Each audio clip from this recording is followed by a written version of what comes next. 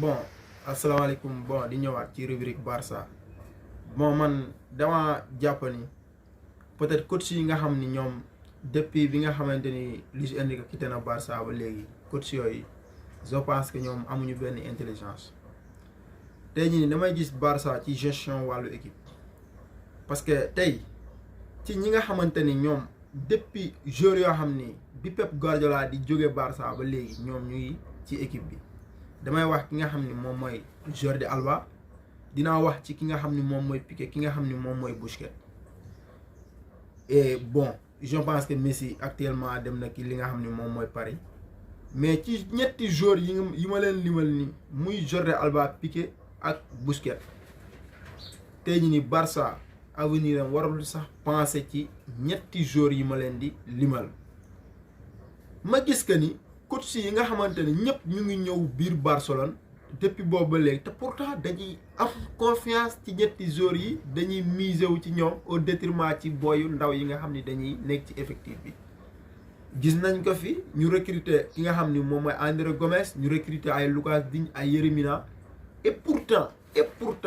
ñoom amuñu woon opportunité boobu noonu ba ñoom dañoo mujjee dem.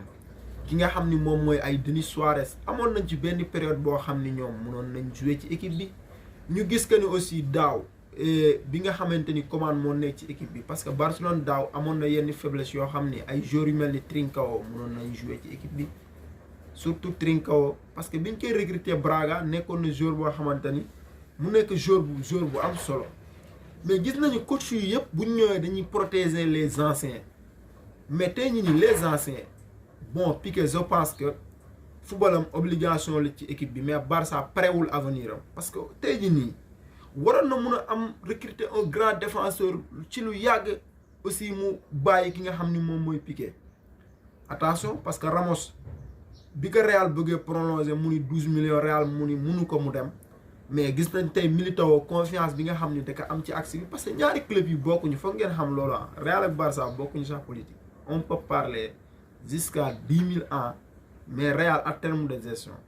moo meilleur Barcelone ñu gis que ne Ramos bu mu demee Paris je pense que am na ay problème mënul football parce que Real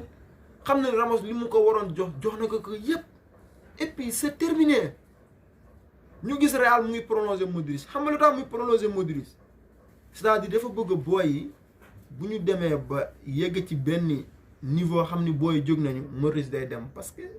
Modric jusqu'à présent c'est un technicien même mun na ko ne di jouer Real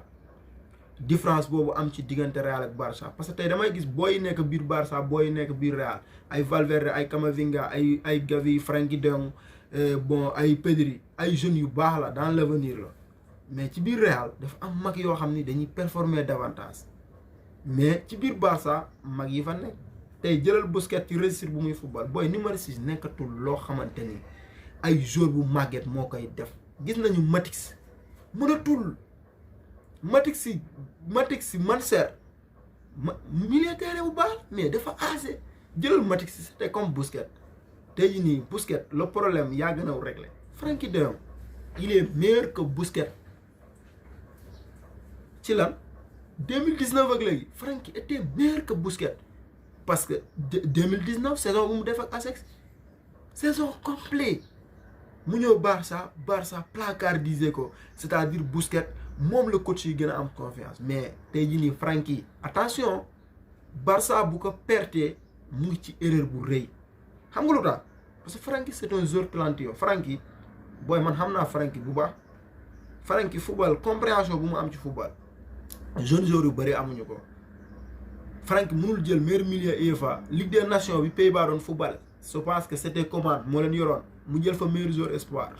mais tey Barça waratul penser ci Busquets mënul défendre heure bu Barça souffrir Busquets dafay sonn joué pour protéger Barça mais Barça mooy joué pour protéger Busquets bu Barça dominé nga ne Busquets mooy meilleur numéro 6 au monde mais du foofu football parfois les moments faiblesse souffrance soxla na joueur boo xam ne dafay am résistance totale nekkul ci Busquets Casemiro gis nañ ko day def résistance totale N'Golo Kanté résistance totale demal ci équipe yu bëri seen numéro 6 yi dañuy am résistance totale mais tey Busquets moo tax dayoog ñu nar ko sacrifier te attention Enrique Ten Hag ñëw na Manchester je pense que am na ay rumeurs ñuy naan sax mun na ko laaj parce que Ten Hag bu mu nekkee Ajax daaw nee na mënul comprendre que ni Busquets privé Frenkie de Jong jouer ci li nga xam ne mooy 6 parce que nee na Frenkie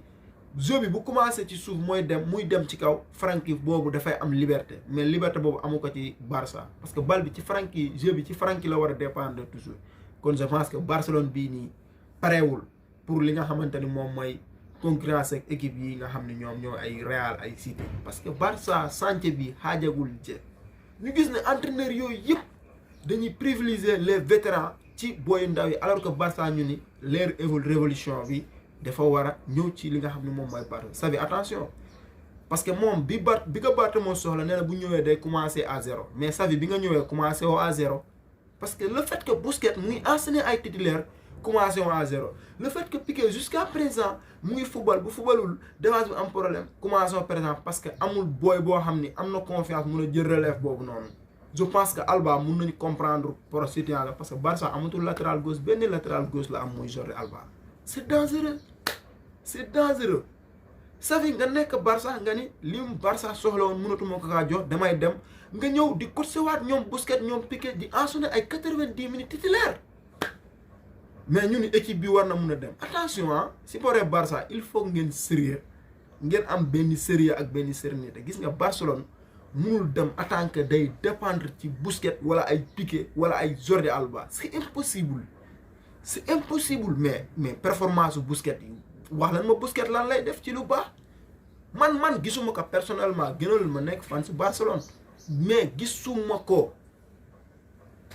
parce que coach bu ñëw même tous les coachs ki bi ñu ñëw après Luis Enrique je pense que ñëpp même erreur la ñuy reconduire même c'était les mêmes erreurs parce que vétérans yi ñu fekk ci équipe bi ci la ñuy focaliser jusqu'à que Barça sur la révolution mais révolution bi doo ko defee ci ay mag mais defee ko ci ay xale des boy De Jong Frenkie de Jong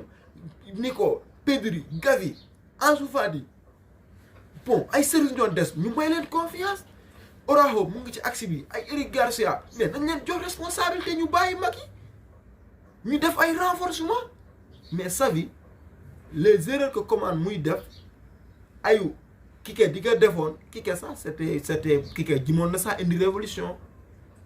ay Valverde topp mag yi rek Xavi jusqu'à présent moom laay def booy Xavi mu ngi def ay erreurs yu catastrophique ci saison bi doo leen ci rendre compte mais nañ dem ci kanam